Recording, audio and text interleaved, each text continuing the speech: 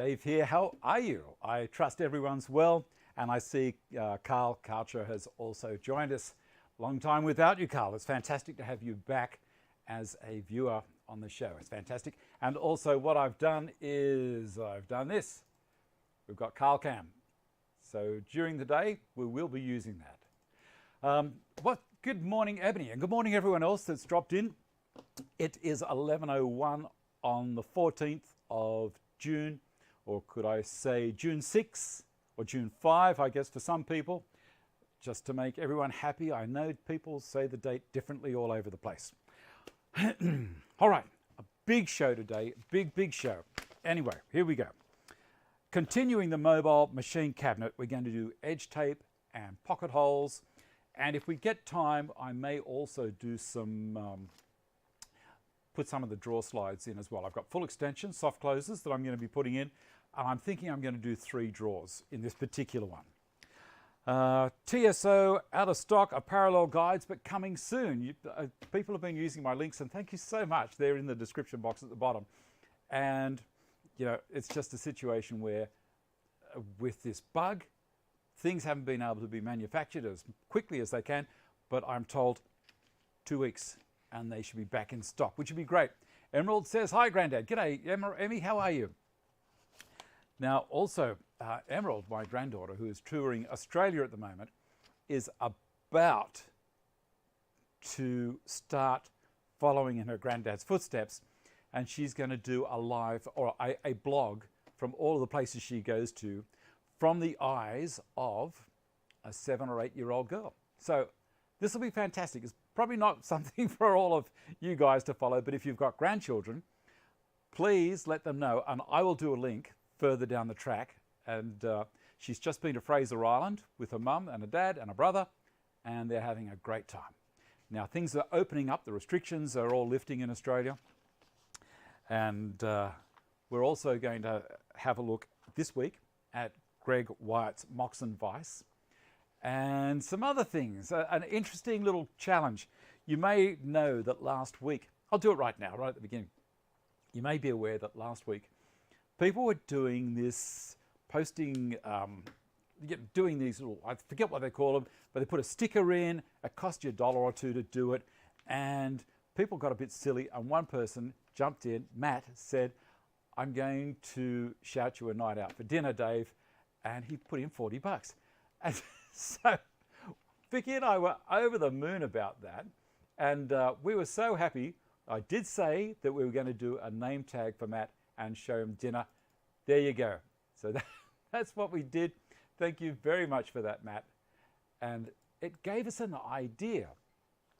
Whilst things are starting to slowly get moving again, Vicky and I were thinking it'd be nice to go out to dinner to some of the local restaurants and try and help them kick on again. Now, here's the thing.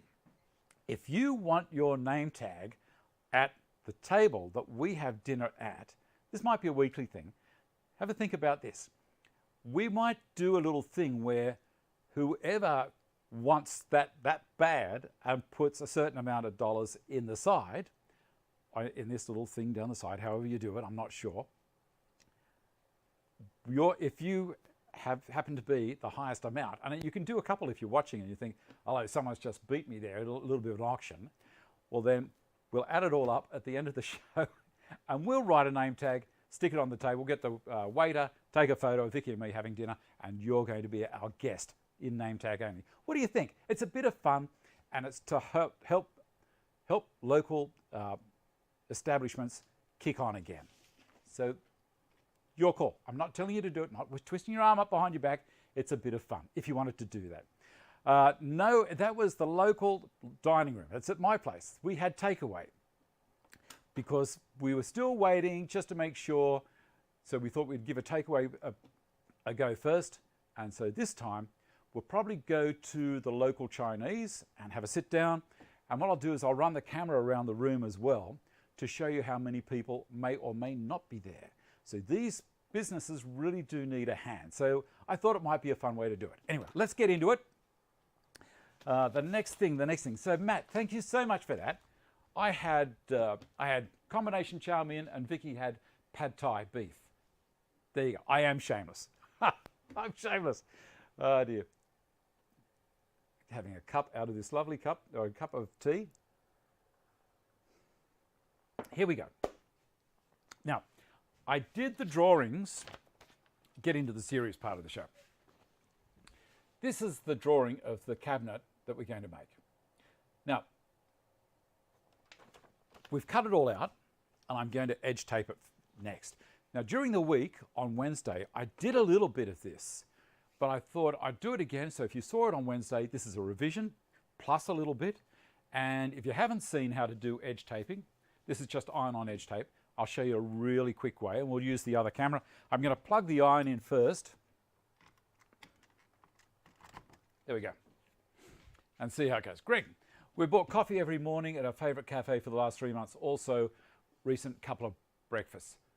Yes, get out there, support these businesses that have been in shutdown. You know, if you're allowed to do this, and still I think they're still maintaining a social distancing, do it. Get the economy going again. Every country needs it.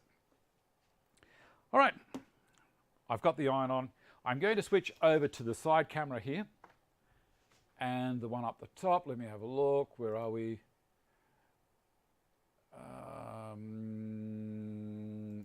Second camera. It's not working. I've got to find it. I'll get it eventually. Got it? There you go. Now, I've got the main camera in front of me here. Now, the other week you may have noticed I was looking a little bit soft in the image. Not soft in the head, soft in the image. The reason being, if I go over to the side, these webcams aren't really designed for peripheral vision being sharp. They're designed for focusing right on someone's face in the middle of the image. So I've been mucking around with that. That's why you'll see I've got a whole lot of stuff behind me here. Now, the iron should be just about fully charged. You'll see me up in the corner up there as well. So I'm using a couple of these dogs. I mentioned during the week, the reason I like these from TSO is they are slightly less diameter than the standard ones. And because we're in winter in Australia, these go in beautifully. See, it's still slightly tight fit. Remember that timber or manufactured board has a fibre and it will expand and contract. The holes will get smaller, they'll get bigger. So I've got these because they work really, really well. All right, Ebony, A said that's the same as our cup. Of course it is. Looks soft because the local beautician has David, you're late, sorry. That's all right. Now, I'm going to, let me have a look at this. See if I can put it up here. You may or may not be able to read that. I'll come over to this camera here. It's going to be better. So on the side, you'll see I've got 1L, 1L, 1L, which means one long edge. I'm going to put the tape on one long edge, not any others. So from the front of the cabinet, it's going to have the edge tape all the way around. Now let's start with this one. And I think this is the long edge. I'll just sit that there for the moment. Grab a couple of clamps.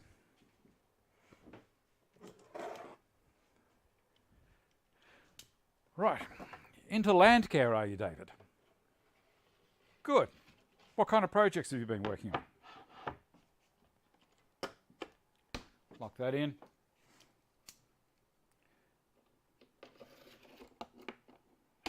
Beautiful. Now, one long edge. So this is 555 by 565. It shows me down here because I always write it on a piece of tape that I can just peel off when it's finished. This is easier than writing on the actual cabinet with pencil. Where's my tape? Nice colour tape, what do you reckon?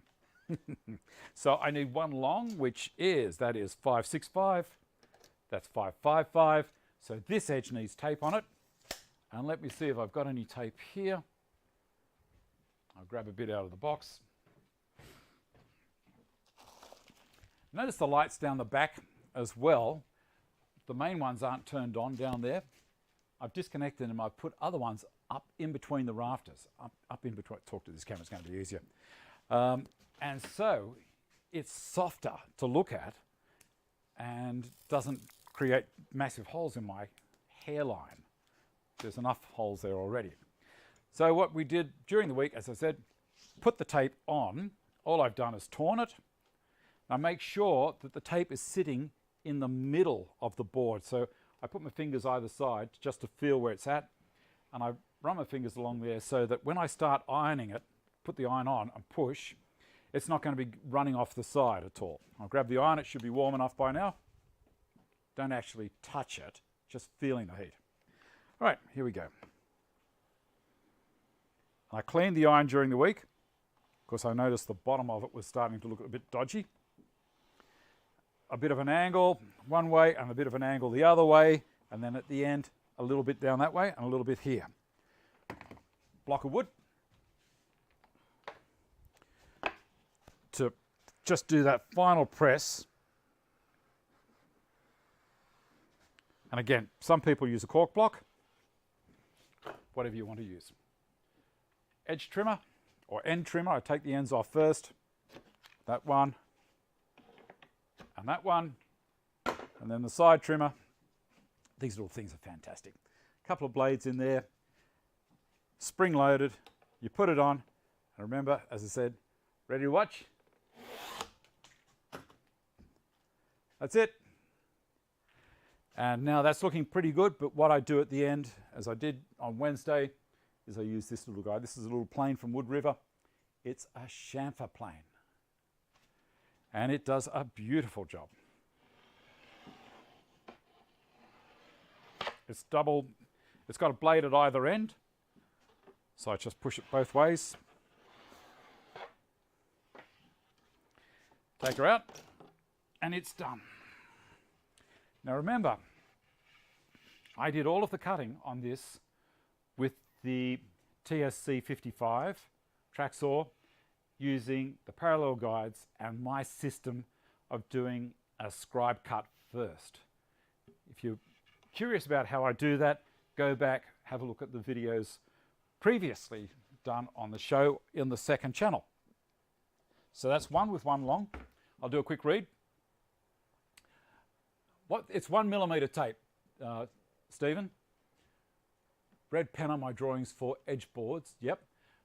Wayne, g'day Ebony, we can't wait to get away again in our motorhome. Yep. Paul Angus, I did that on the recent order from a supplier. Sadly, they missed some edging. Dave, why not get all of us at table? Well, you could do. You could do. But that's not going to inspire. See, I'm thinking it's like a competition. The person who's got the most gets the biggest, gets the name tag. So here we go. See these little shavings that came out of the Wood River? What do you think of that? Now this will run for a few days, of course. But the, let me see, where are we? We've got to measure this again. But the live chat things happen on the show. There we go. What heat setting is on the iron? Let me just think for a second. 565. I've got to make sure. Yeah, 565. That's 555. That would have been a tragedy.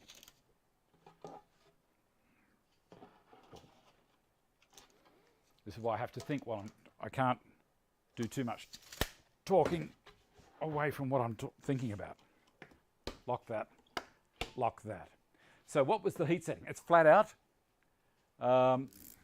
This is an old iron, as I was saying before. It's not very, you can see the little red light comes on. When the red light comes on, that's the way. And don't, as Peter said, don't slow down. All of our names at the table, that would be a big meal. Yeah. I don't need that. Here we go. Second run. Now see how I'm not dawdling, and I said before, you can put brown paper on it to keep it super clean prior to running the iron over it. There we go. Block of wood.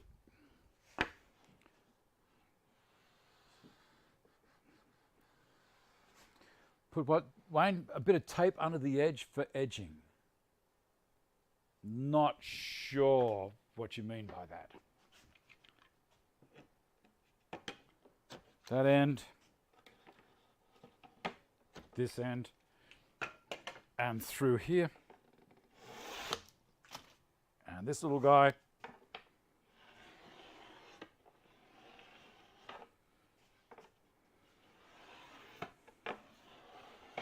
Done. Okay, so that's two to go. How are we going for time? 1/4 past. Now this is 555 by 568. This is the top.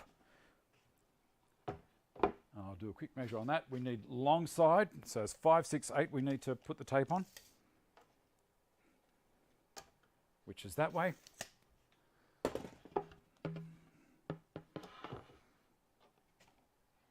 So it's great to have little reminders. It really is. Now, I don't know if I've got enough tape left on that run there. I do, just. I've got another piece of tape there. Peter, how are you? To give you a visual on which edge to band. Oh yeah, that'd work.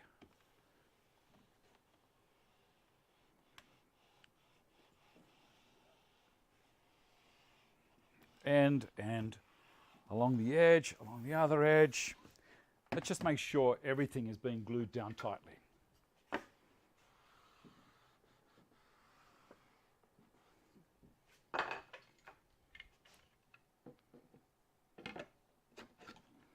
Other end. It's pretty simple. It really is. Once you get started on these kind of things, you look at it, once you've done it, you go, what was I worried about? Yeah, that's so easy.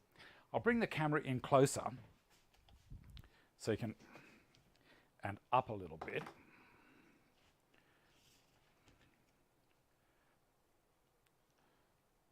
There we go. So you can watch it come off the cut. Here we go. You ready?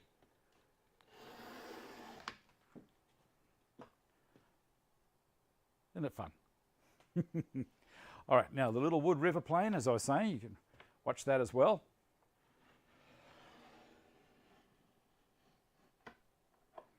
Back. See? Blade at both ends. On the other side.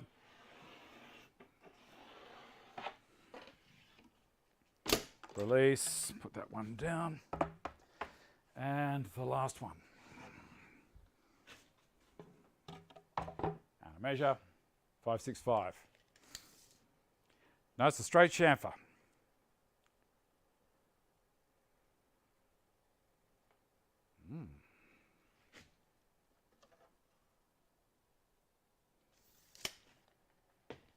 Alrighty. I think I got the right side.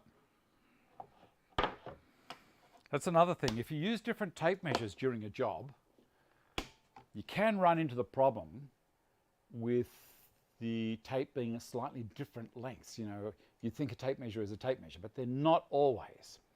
Dave, I cut a fair amount of melamine this week using your scribe cut tip. Worked perfectly. One of the best tips I've ever gotten from your show. Well, thank you. Julianne, where would I get those planes from, Dave? Look, I'll see if I can find a link for these on Amazon somewhere or wherever. There's companies in Australia sell these as well. Whoever sells Wood River would stock these, but you know, see how we go. Right, now I need to open up. This is the tape, if you're interested. Again, I just got it from Bunnings. It's not cheap. I think it was around $50 for a roll. And where are we at the end here? Just peel the masking tape off the end.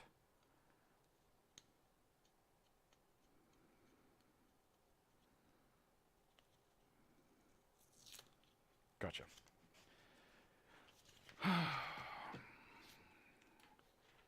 Yeah, so I hope everyone's been well and you're staying safe in this crazy time we're in. I'm just going to snap that off, get rid of it. And of course that's going to stick to me. One of the other things I like to do, that's broken, bring it up to, I'm just going to take it to there. One of the other things I like to do is, I've forgotten what the other thing I like to do is. I mustn't like it very much, hey? You check your tapes against your table saw scale. Well, even then, they might be wrong, Stephen.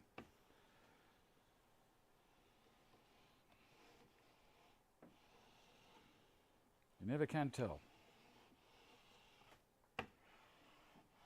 You'd think the table saw scale to be accurate.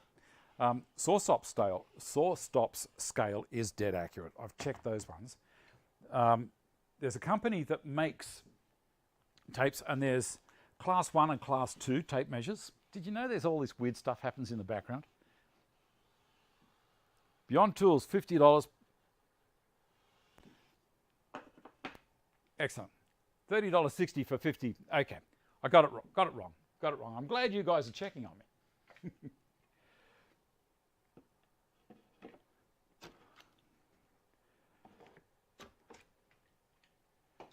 And the side. Whoop, yep, make sure I'm in the right spot. Beautiful. And then this one again.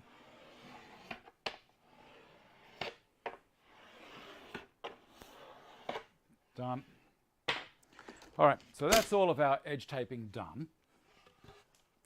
Next thing we're going to do is pocket holing. So I'll bring this camera back a little to around there and go back to the main one. Cool. Michael, Jude, good morning.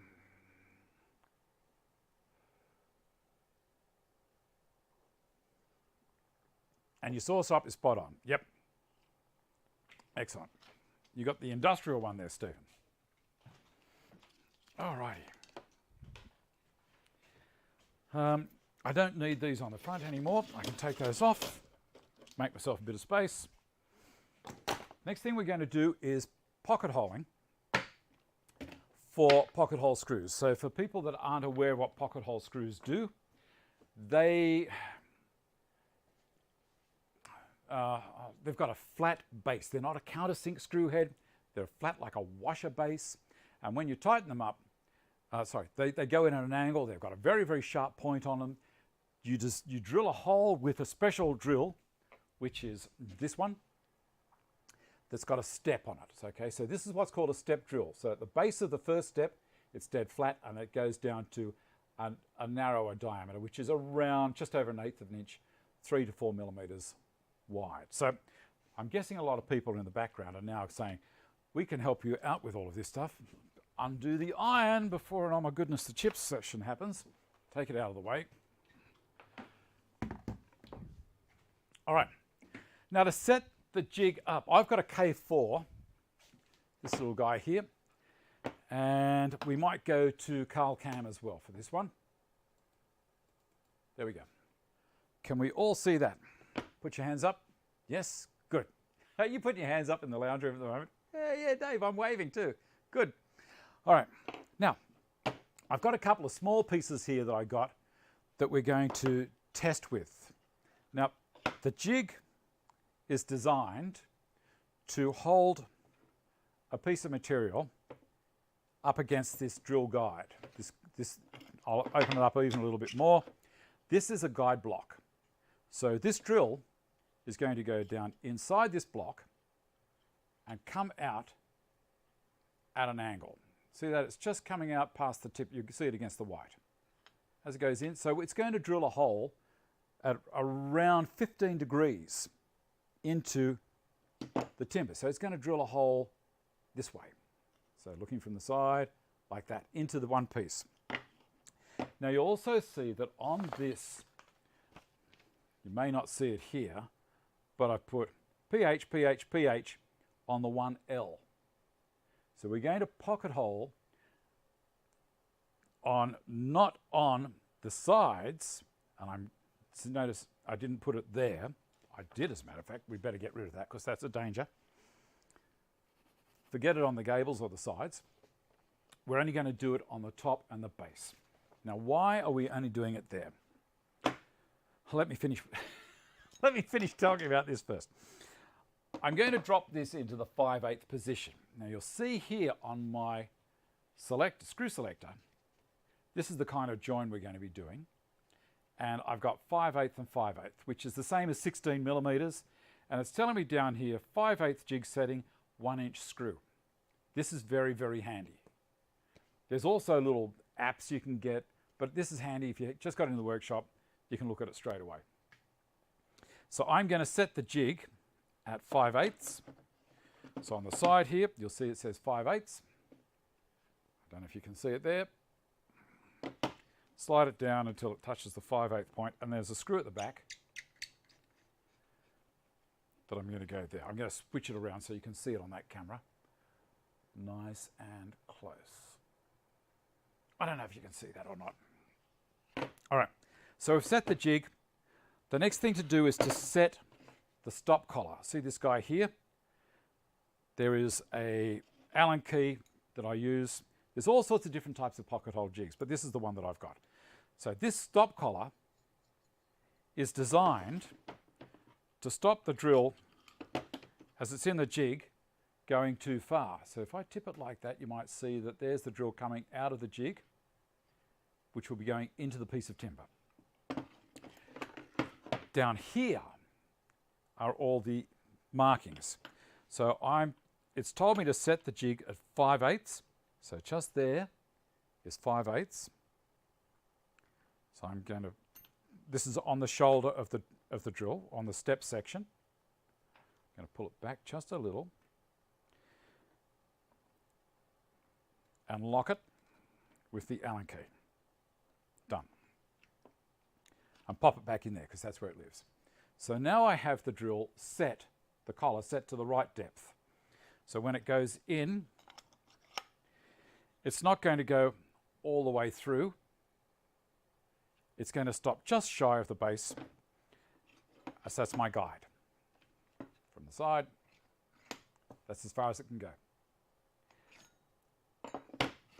This part here holds the piece of timber, or in this particular situation, melamine, against the guide. So that's not going to be strong enough, so I can open it up a little bit more, and that's better, that's good. Now on the back here is also a lock nut, so we can pull that backwards and you can tighten that up. If you're doing a big run of stuff, you lock that like that, and then it's not going to slightly move around while you're doing stuff. Now I'm going to do a test, and I'm going to actually put a pocket hole screw in. So I'll lock that. I'm going to put the dust port on the back as well when I find it. Yep, there it is. And for you people that have got a Festool dust extractor, this little guy here is just a soft rubber fitting from grey water section in Bunnings, in the plumbing supply area. Pardon me. This is the dust collector. I slide that into there, like so. And then I put it in the back. It just clips in. All right. So, next thing to do is get a drill and the dust extractor here. Going to plug it in, like so. And I can turn the dust extractor on. Hear it sucking down through there. Get a drill.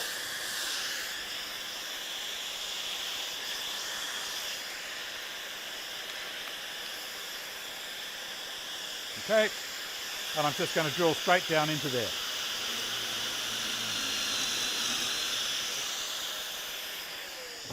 Done. There's my pocket hole. You notice it hasn't come through the end. And then I'm going to use that to screw to that. And that's going to be my join. I'll do two, just so it's not a trick.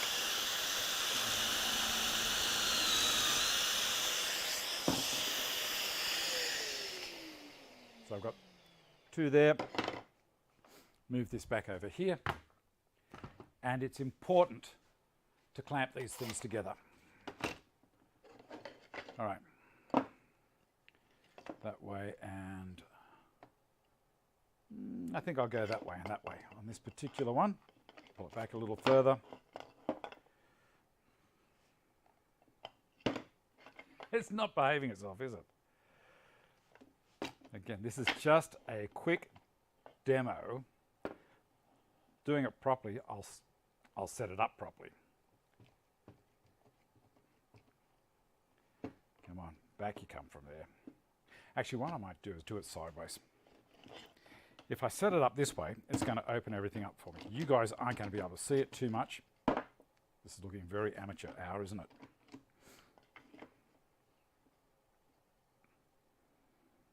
There we go. Tighten it up just a little.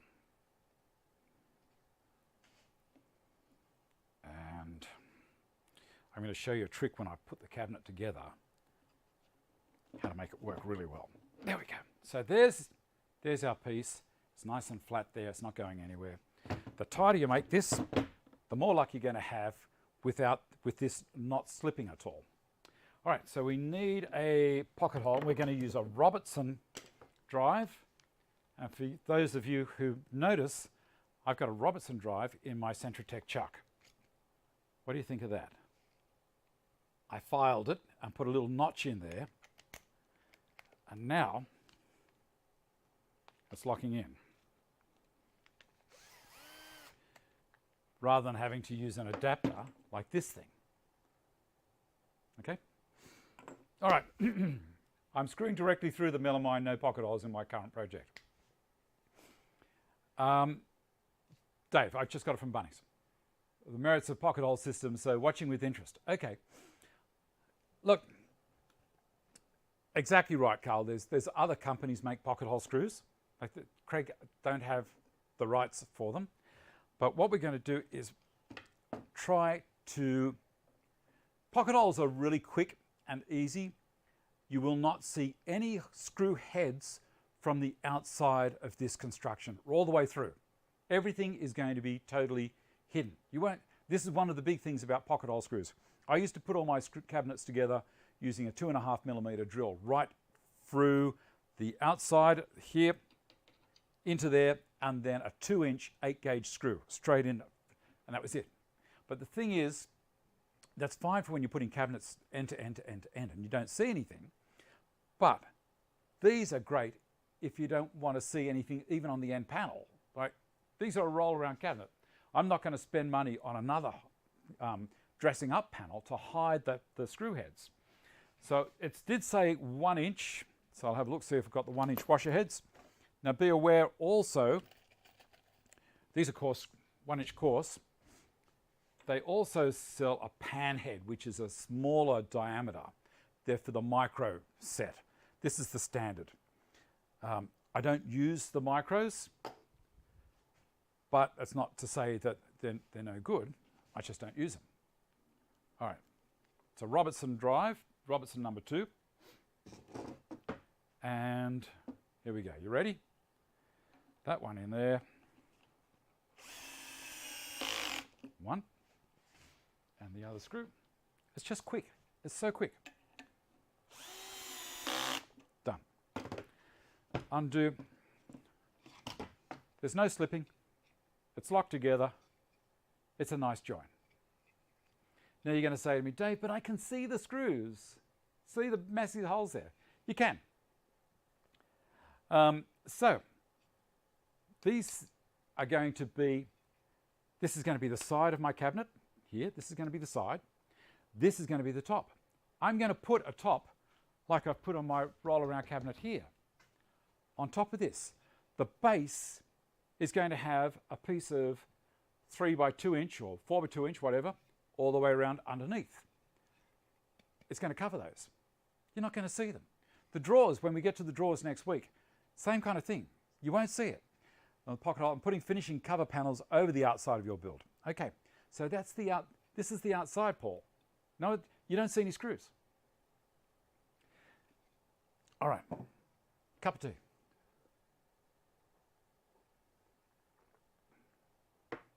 Okay. Now, we're going to do the pop. Whoop, thought it had gone. Risky. I'm going to go to the main camera again. So, I love pocket holes. They're so quick.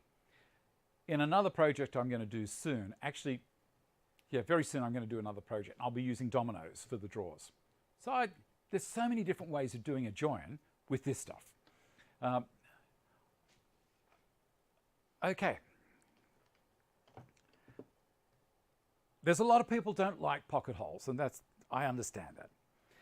Now, on this particular one, I need to put pocket holes not on the side that's got the tape. That's the front. Now, this is also the bottom. So the bottom and the top are the only ones that are going to get pocket holes. So it's going to be sitting flat. As I say, this is the base, and the pocket holes will be done underneath. And on the top, the pocket holes will be done on the top section. Now, when the screws go in, it's going back into the meat of the side, not coming up to right near the edge of the side. It's worthwhile thinking through the process. So it might sound really basic when I start doing this stuff, but there's reasons why I do it. And don't worry, I've tripped myself up and made a mess. You like the Robertson screws from Screw-Its as well. Cool. All right, so now I need the jig back. And there's other ways of doing this without using a jig if you want. And I think I might clamp this jig down by one of these guys, because I can. Where's it gone? Where's it gone? Come on, Dave. They're over here. Ah, like this. So I'm going to slide my clamp on. I'm going to tip this up to there. Lock it on. I'll do one from the other side as well.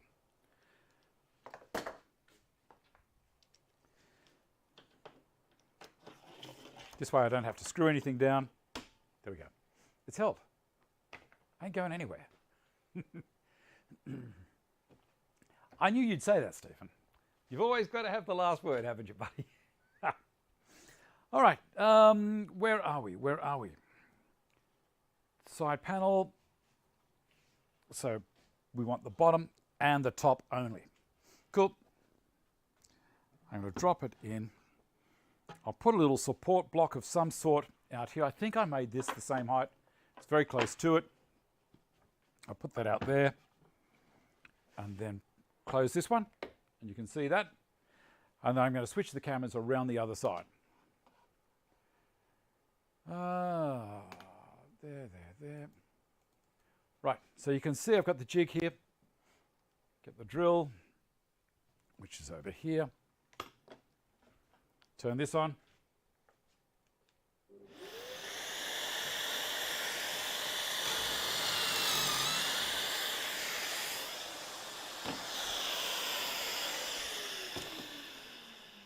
Whoop, not that one, silly, this one. Now they say every 200 millimeters, so I'm going to go to that one. I used that just to help support the end when it didn't have much support at all.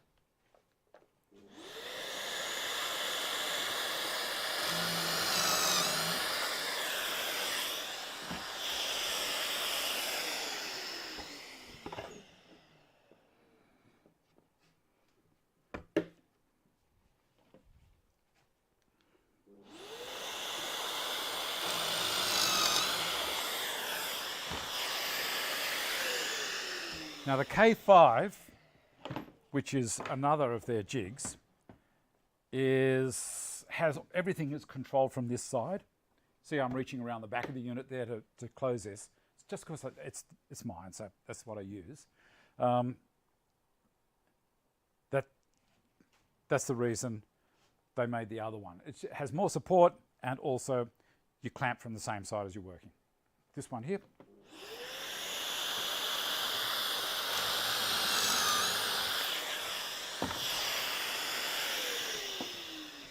Okay, so I've got 4 screws, and I'm going to do this. I'll pick the speed up a little bit. I won't do too much chatting. I'm going to leave this turned on. You may want to turn your sound down a little bit, I'm just going to leave the sound on.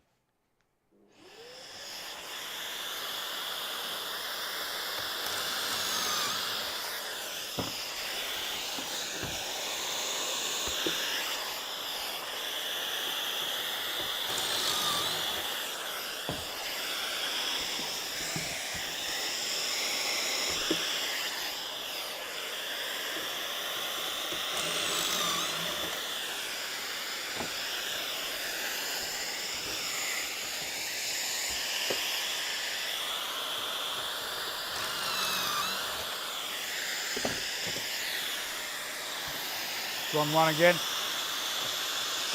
Ah.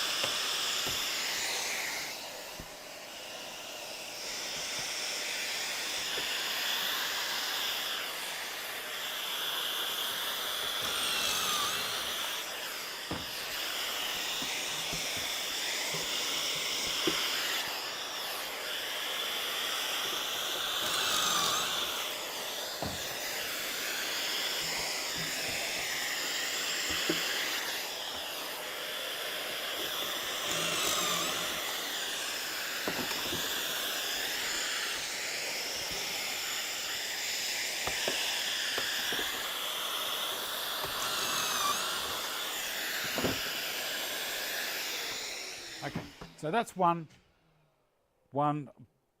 base totally finished. So this will be all on the bottom of the cabinet. You won't see it, you'll see this. Okay, so that's that one. I want to get this other one done. I'll do the top as well. So use a vac, the drilling guides will last longer. Horses for courses, you wouldn't use them in a chair build, for instance. I've seen, Stephanie, how are you? I've seen plenty of chairs built. I've got chairs built myself, not that I built, but I've got chairs that I bought that do have pocket hole construction. So, you know, it's one of those things. I'm going to start from this end so I don't trip myself up. Turn this on.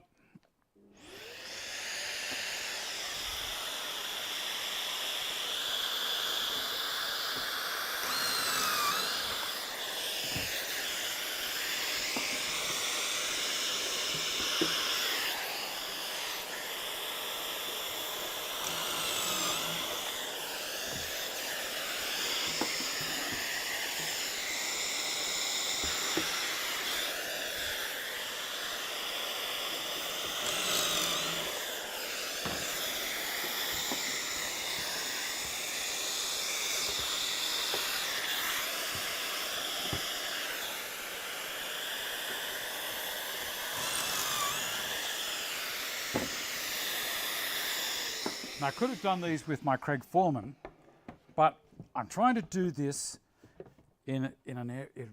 with machines and tools that are accessible to everyone. You know, pretty much everyone's budget can handle it. The Foreman's pricey.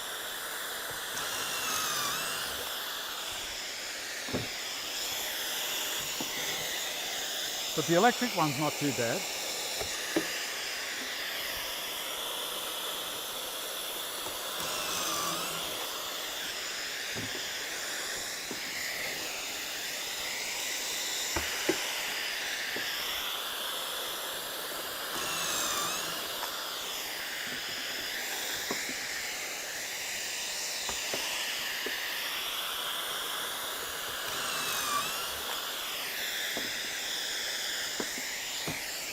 These screws here are going to be for the back. I'm going to screw the back on from the inside.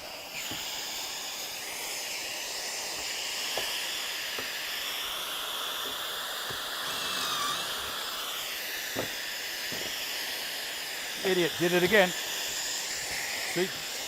Talking.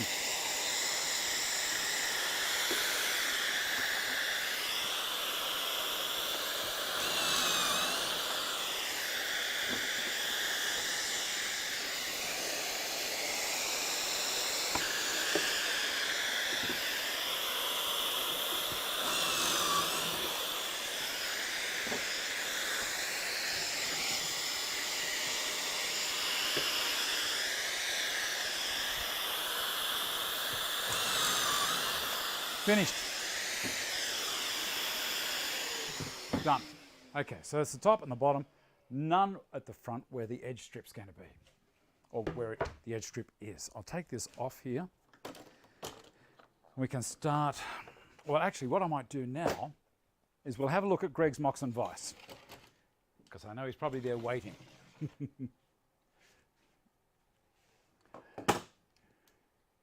If you bring Vegemite, you don't need a note. Okay, now whilst we're going along, let me have a quick look here. Whilst we're going along, don't forget this one. Don't forget that one.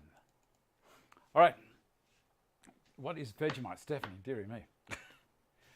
So for people that have only just come in, what I said to Matt last week, because he did a fantastic donation in the chat, I said to him, I'll do a name tag, and when Vicky and I go out for a meal on him, that's fantastic, we'll put a name tag up as well. So that's what's there.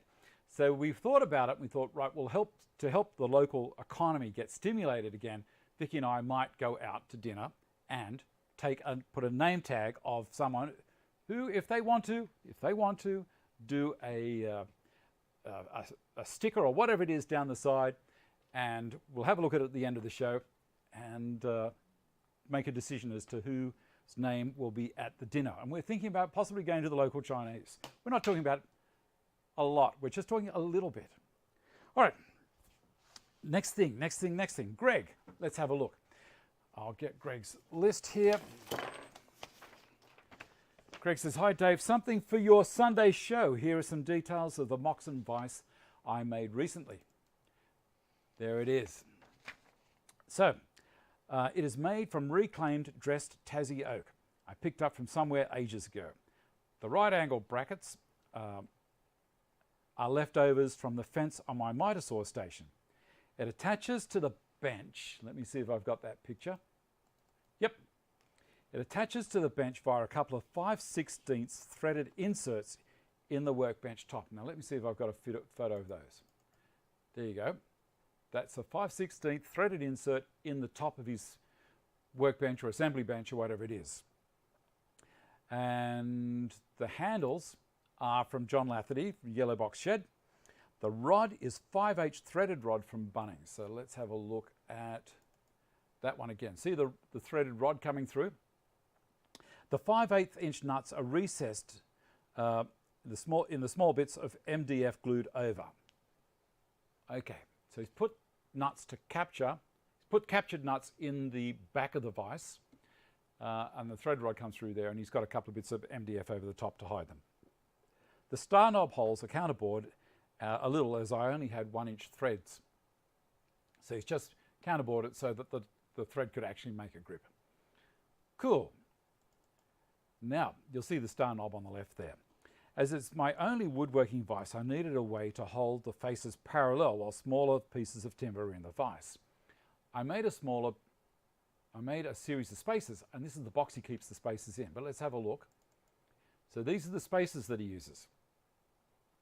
I made a series of spaces which are held in the bottom of the jaws on 2 pins. There are 3 aluminium ones, 1 millimetre thick, and a series of timber ones made from scrap hardwood, mostly blackwood. So you see he's written the sizes on them. They're 4, 8, 16, 32 and 64 millimetres thick. Thus I can make any thickness from 1 to 127 millimetres. One picture shows the 1 mil plus 1 mil plus 1 mil plus 16 mil. I've got to stop talking in inches. Then a piece of 19 by 42 held snugly. I don't know if I've got that picture, Greg. I may not. That's all right. I don't know if my spacer idea is original, but I have seen it but I've never seen it in my research. Of course, this is not really what a Moxon is for, but it makes up multi-purpose. That is brilliant. I love it. What do you reckon?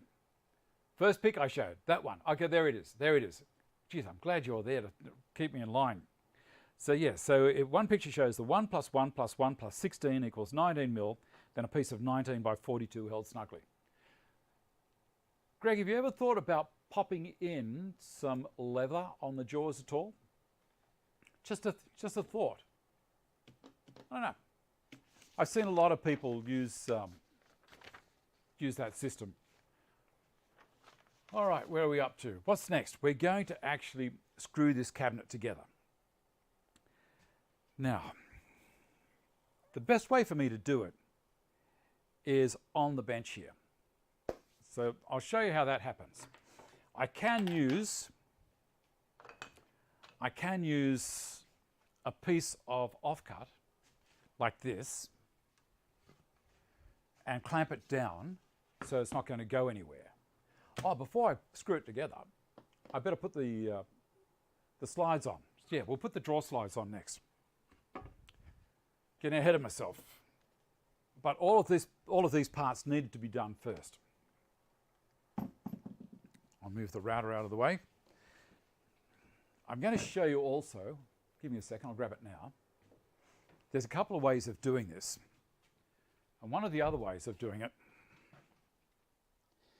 is instead of just doing a neat pocket hole straight to face, you can do a rebate down the sides as well. This is 2 millimeters deep, and that will also give me a particle board to particle board glue point. So it works fine that way. And you might have to sneak the stop collar on the drill back ever so slightly towards the cutting end of the drill, so it pulls the drill back up a little bit, because you're taking 2 millimeters out of the material you're going to be screwing into. That's pretty important. This is the lathe stand that I'm making. It's going to be a very similar size to this unit here. These are great. I love this. Look at that. Soft close, walk away, close, done. I'm going to use the same kind of top as well, and that should be really handy. Okay, let's see. This one, which way is which? I'm going to put in here on the bench.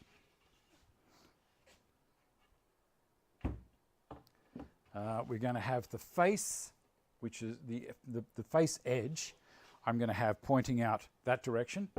I'm going to put a couple of dogs in the face. You might want to watch this part. This could be interesting for you.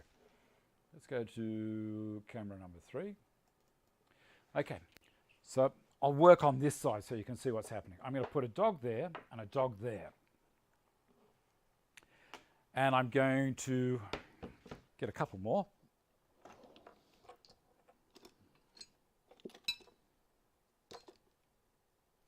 Going to put a dog there. And I'm looking for a dog that hasn't got a mark on it, and a dog there. Now these, because when I make the bench, all of these holes have been cut at the same point with the CNC. So it's locked in. This is perfectly square. Matt's winning the race to get his name on a name tag again. Any advance on $10? All right, so next thing I'm going to do is put a clamp here and a clamp on the other side. Drop this in with the strip. I'll turn it around this way because it might work better for you. So this is the edge that is my face, and I can just slide that down like so. I'm going to tighten the clamp up a little bit. That's got him. And this one, tighten him up a little. Okay. And this one that I put across the top here will be the top. And notice I'm going to use the same edge. Let me bring it back to there. Thinking about this a bit more, David. Okay. And I'm going to lock that in position. On this one, I'm going to use these clamps.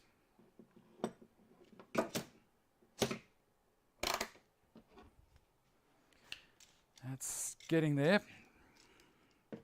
I'm going to bring this one up a little. Cool. Slide her up until the top's flush.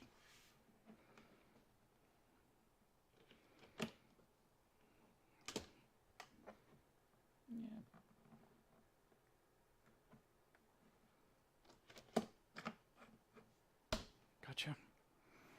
On the other side, bring this one across just a touch.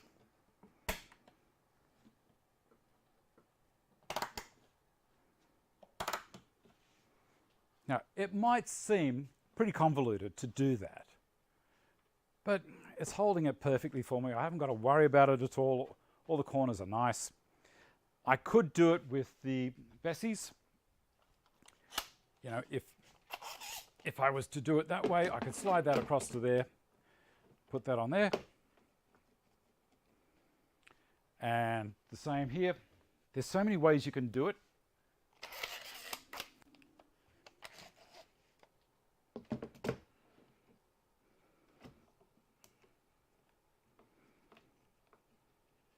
Yes. If that moves, I'll be super surprised. Okay, 1 inch course, we'll throw a few of these in.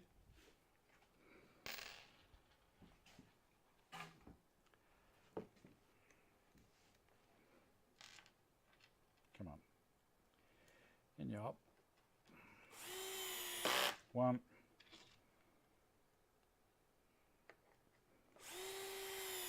2.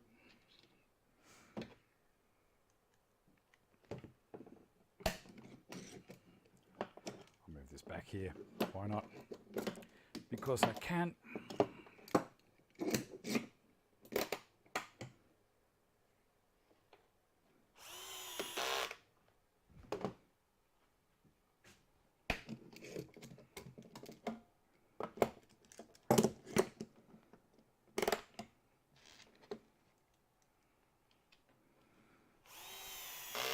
Done. It always takes longer whilst I'm showing people. Anyway, 4 screws, 6 clamps. Yeah, I know. I'll do it a quicker way. I just wanted to show you there's so many different ways you can do it. I can take those off, undo these. Okay, there's nothing holding that together now, apart from the actual screws in the joint. See that? Turn that out a bit, that way. There you go. So the inside looks magic. The joint's holding together really well. I'll do the other one. I'll do it quicker the next time. You're probably all saying, thank heavens. Which one where? Do that one on the side. I'll pop that there. So I've got the height straight away. Gotcha. It'll be a bit quicker this time. That one there. That one. That one. Cool.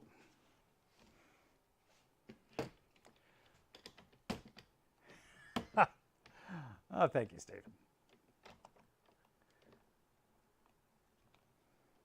Done.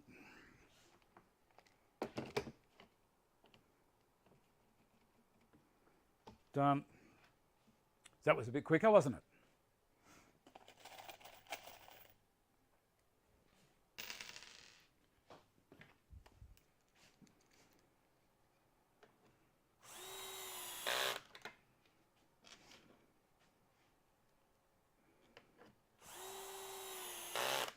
Once I've got these pulled together, then I'll lock the 2 sections together as well. Give me a second, what am I doing here?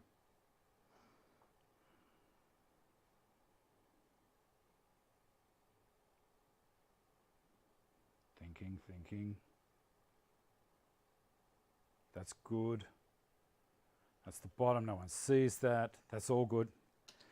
I had a moment. I had a moment there for a second. I thought, oh, I think I've stuffed it. Which I often do, don't worry. All right.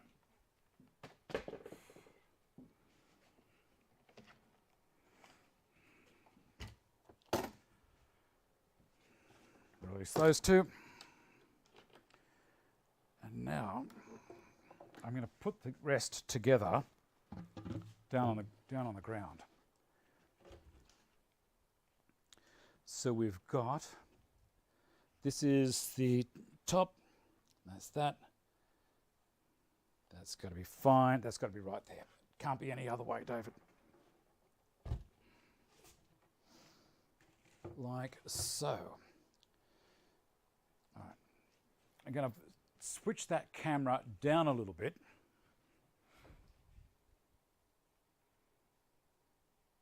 About there. All right.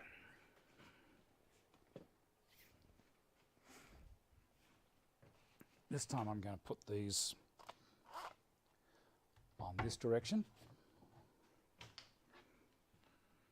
Like so.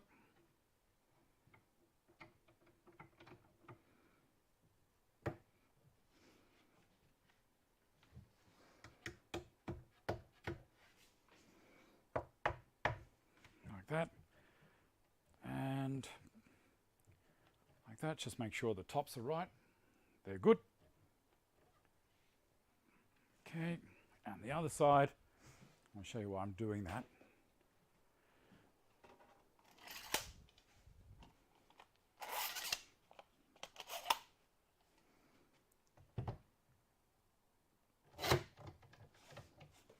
Tighten it just a little bit and then tap it into position.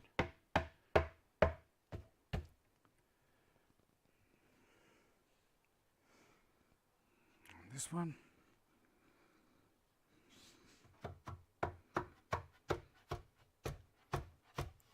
I was going to put the slides on, wasn't I? I'm still going to. The joys of doing this live. The joys of live. Undo that. Undo that. Why didn't anyone remind me? Why did no one remind me? Okay. Here we go. We're going to do the slides. Tip that up. There we go.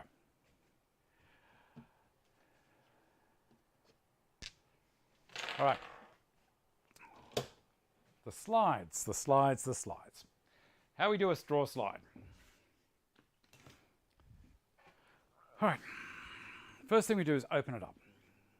So we just pull it open, rotate it over, and you'll see up here, there's a little black tongue. I push down on that, and that releases. I can take that part up. This goes on the drawer, this goes on the carcass. Also, an interesting thing. See these things here? They're punched out like that so that if you've made your drawer a little bit too narrow, a little bit too thin, you can always push these out a little bit to make this come proud of the side of the cabinet.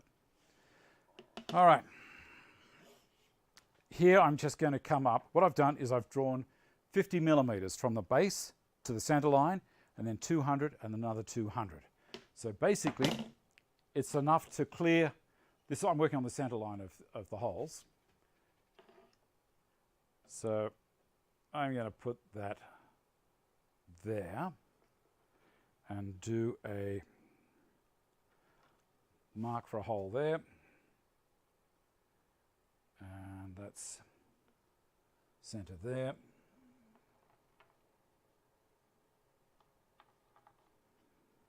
And just move this along this slide.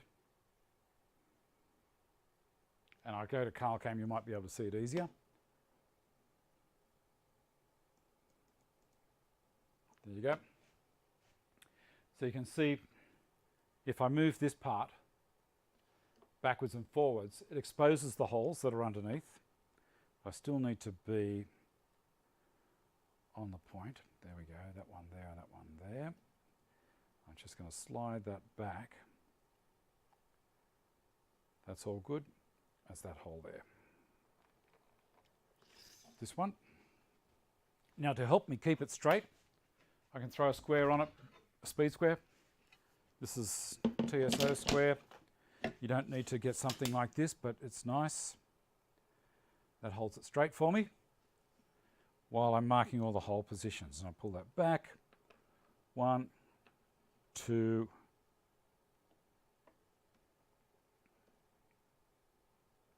where is it? There it is there. 3, and this one right at the front. And the last one. And if I hadn't put the cabinet on, the side on first, this would have been dead easy to produce the square. But I got ahead of myself because it was live and I wasn't thinking too straight.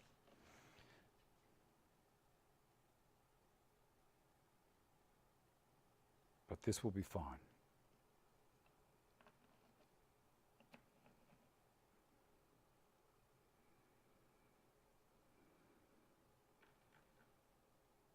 And I've moved it, haven't I? No, only just that one.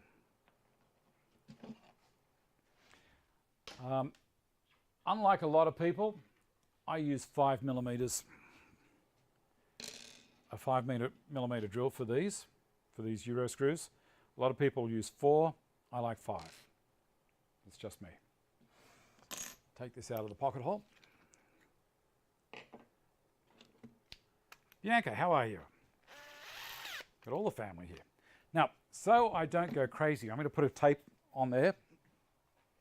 There's a few things I could do, but if I use a bit of tape, if I can find it, there it is.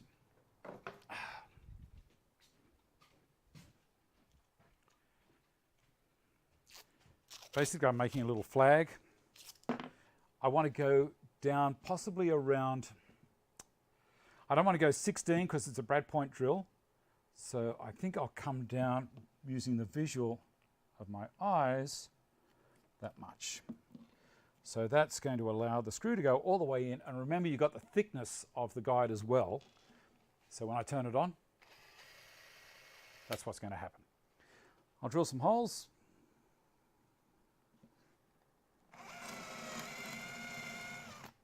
One, 2,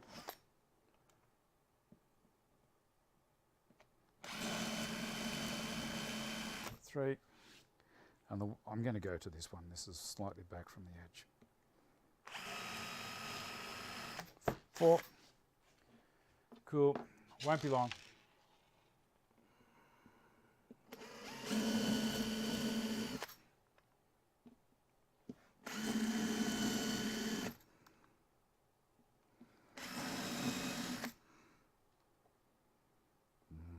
Get that one back there.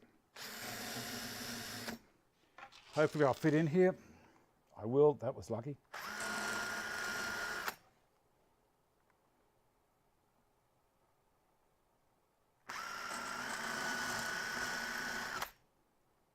And the last one. I could have gone around with the center punch.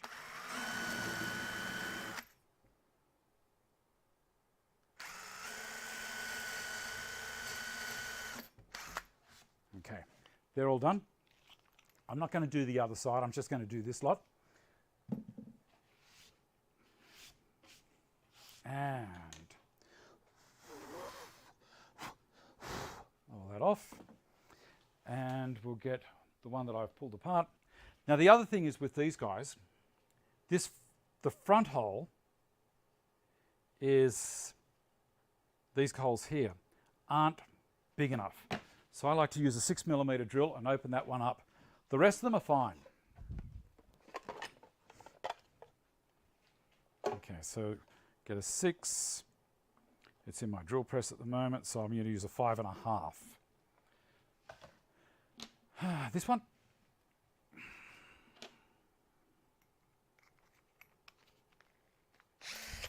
Turn the speed down. Cool. And then this one here. Without going through your fingers is good. That's one. Let's drive that one in right now. And I think I've got that attachment in. Yep. I'm going to increase the clutch tension on this possibly up to 8. See how we go with that. And put this one in. Nope. Not with that one. We won't. We'll have to use this one. This one we'll set to 8 as well.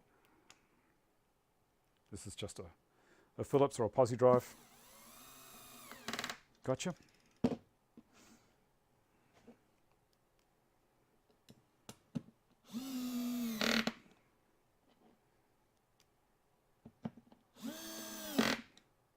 And that one that's hiding under there.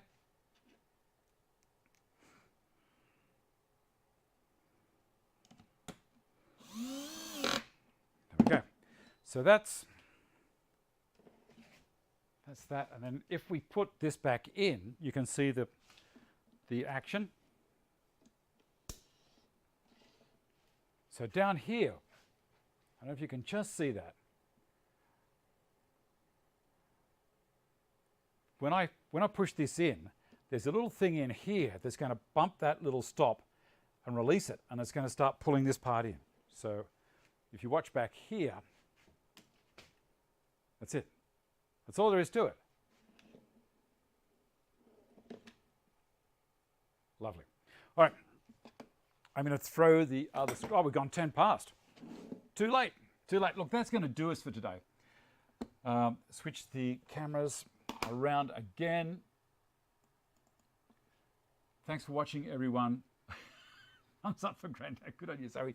And there's Zoe's sign. There we go. But that's basic. You can see from the outside. This is where the drawers are going to be. So that's the side of the unit. If I tip her up, you can see from the outside, no screws. Right across the bottom there, you can't see anything from the outside.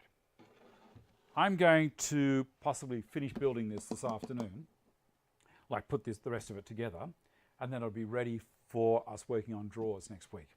So there you go. Thank you everyone for watching and looking for the mouse again. I'll do a quick read down the side. Millions of years back, and then we had a Verge of Marmite dispute. Thanks for it. Yep, that's my pleasure, Michael. I'm making sure that I'm reading Michael, not Michelle. See, I got in trouble because Steph put her name up and I said Stephen and it should have been Stephanie, so go figure. It's the best in the workshop. Yes, of course it is. Carl, Bianca, click on the little thumb below. Okay, Carl's telling you that. Matthew, see you next week. Brian, Lukens, thanks Dave. Matt, thanks Dave. Thank you everyone who's jumped in and done the dinner support. We'll see where we go this week. That's fantastic. Thank you. Mark, have a nice day. Ian Easton, thanks Dave. Thanks again from everyone. Michael, all good. Thanks for watching. Be nice to each other. And here's this one. And also we're going to come back to here. And I'm sure I've got this one here. Look after yourselves, be nice to each other, and I shall see you next week and possibly even during the week.